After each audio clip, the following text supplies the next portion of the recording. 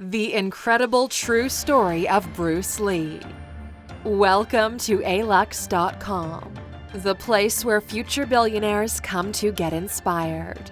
If you're not subscribed yet, you're missing out. Hello Aluxers, welcome back. When you hear the name Bruce Lee, we're pretty sure that one thing comes to mind. Bruce Lee is known as a master of martial arts. He was said to have superhuman strength and could master any martial arts technique. A sort of Kung Fu Jesus, or so people called him, who never lost a fight. He was also known for his moves that broke box office records and forever changed the cultural landscape of Hollywood. But despite the superhuman persona Lee built for himself, he was a human who had difficulties and struggles. Today, we're looking at the incredible story of Bruce Lee and the life that was cut far too short. But first, a little background. Who is Bruce Lee? Bruce Lee was a Chinese-American who is best known as a martial artist, actor, and director. Despite his relatively short career, he is the greatest icon of martial arts cinema. He's often credited with bringing the martial arts genre into the mainstream. Lee appeared in over 20 films in his lifetime, the most well-known being Enter the Dragon, which has grossed over $200 million worldwide. Lee's career was relatively brief, especially in Hollywood, but his impact is still being felt today. The influences of East Asian martial arts cinema found in numerous film genres today can all be traced back to him. But how can one man have such a profound impact? Let's go back to the start to find out. The beginnings of the dragon. Bruce Lee's real name was Li Junfan. He was born in San Francisco's Chinatown on November 27, 1940, at the Hour of the Dragon, which is from 6 a.m. to 8 a.m., in the Year of the Dragon. This birth and hour symbolizes a life that would inspire and touch the lives of many people. After Lee was born, his family moved to Hong Kong, and Lee was raised there until he was 18. He started to study Wing Chun at the age of 16 with Master Yip Man, who would become one of the greatest influences in his life. His parents decided that martial arts could be a great outlet for him because he got into fights often and had started to get involved with a local gang. Lee also developed a passion for acting at an early age, and it was easy for him to get involved in the film industry in Hong Kong because his father was a famous opera singer there. By the age of 18, he had already worked in about 20 films. However, he was getting more heavily involved with the gang and continued to fight on the streets. One day, he fought a son from an organized crime family.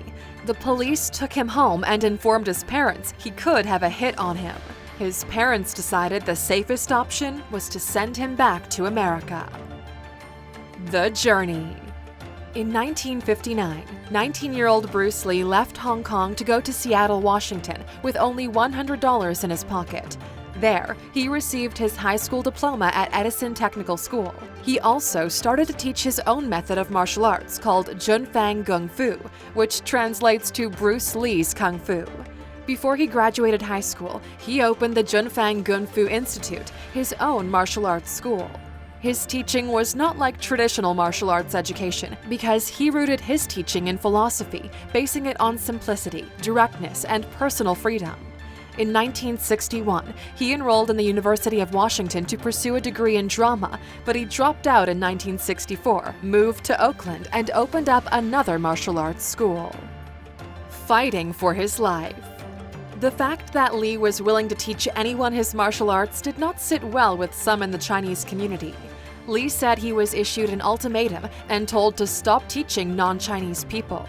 When he refused, a match was set up between him and a skilled fighter, Wong Jack Man. If Lee won, he would be allowed to continue to teach anyone. However, if he lost, he would have to shut down his school. There are two very different accounts of how this went down. Lee's camp said the fight lasted no more than 3 minutes and ended with a decisive victory for Lee. Wong said the fight lasted at least 25 minutes and ended in a draw because Lee got too winded to go on. Either way, Lee continued teaching his brand of martial arts to anyone who had the desire to learn. His big break.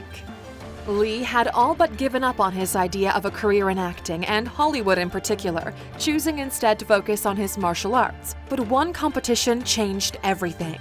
His friend invited him to compete in the 1964 Long Beach International Karate Championships, where he created a lot of buzz by demonstrating his 2-finger push-ups and 1-inch punch. It was here he was discovered by television producer William Dozier. He invited him to audition for a television show. This led to Lee being cast as the sidekick Kato in the TV series titled The Green Hornet.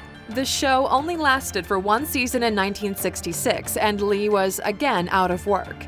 He began developing a new fighting style that would be practical for street fighters. He called it Jeet Kune Do, and he opened another Junfang Gung Fu Institute to teach this method. He also had a few acting jobs here and there, but executives were hesitant to cast him in big roles because of his ethnicity and accent.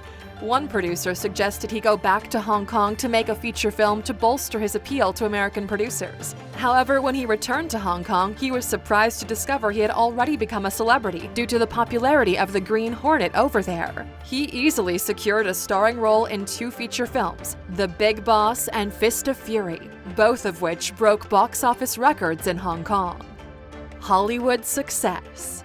Following these Asian box office hits, Lee started his own film company called Concord Production.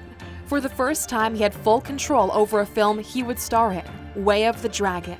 He decided to cast a karate champion named Chuck Norris he had met at the Long Beach competition as his opponent, and their fight scene is still considered one of the greatest in film history. All of his hard work was about to pay off in a big way. In November 1972, Warner Brothers offered him the leading role in a film called Enter the Dragon. He would not only be starring in the film, but also his company would co-produce it along with Warner Brothers. This was a massive opportunity for him and the big Hollywood break he was hoping for. Filming began in January 1973 in Hong Kong, and Lee was on top of the world. He was working on a big Hollywood movie, and soon more people than ever would be introduced to his specific style of martial arts. However, only a few months later, tragedy would strike. The end of a legend. Lee's career was at an all-time high. His name had already become attached to several Hollywood projects, and he had more plans for his own production company as well. But he was experiencing some health problems dating back to May 10, 1973, when he collapsed while working in a dialogue replacement session for Enter the Dragon. He was rushed to the hospital where it was discovered he had a cerebral edema, a condition where there's too much fluid on the brain. The condition was managed, and Lee returned to his daily routine. On the day of July 20, 1973, Lee had dinner with an actor named George Lazenby. They spent a few hours together discussing an upcoming film called Game of Death. Then they went to the home of an actress named Betty Ting Pei. After Lee complained of a headache, Ting offered him a painkiller called Equagesic. Lee then went to take a nap but never woke up. He was taken by ambulance to Queen Elizabeth Hospital in Hong Kong but was declared dead on arrival. He was only 32 years old. The autopsy determined he had experienced another cerebral edema after having a negative reaction to the painkiller he was taking. However, due to the sudden nature of his death and his young age, there was wide speculation about the cause of his death, with some rumors involving murder at the hands of organized criminals or a curse on him and his family. Lee was buried in Seattle, Washington. He died just 6 days before Enter the Dragon was released to the public. Lesson from the Dragon. Bruce Lee wrote a single sentence on his business card: "Walk on."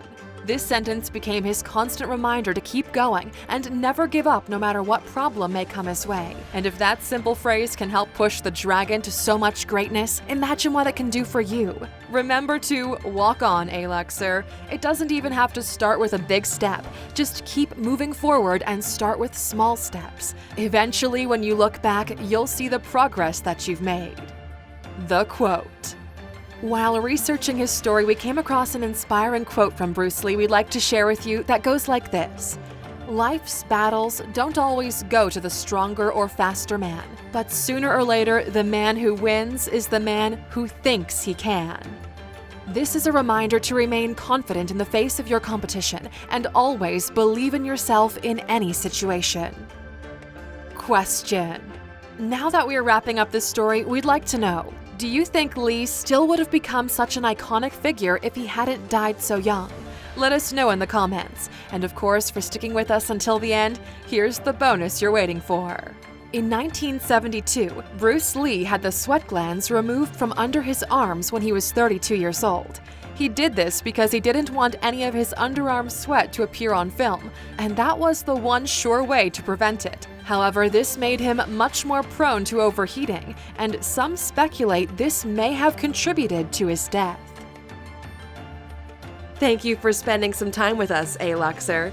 Make sure to subscribe so you never miss a video. If you want more, we handpicked these videos you might enjoy, or head over to Alux.com for the best in fine living content on the planet. Be a part of the largest community of luxury enthusiasts in the world and tell your story.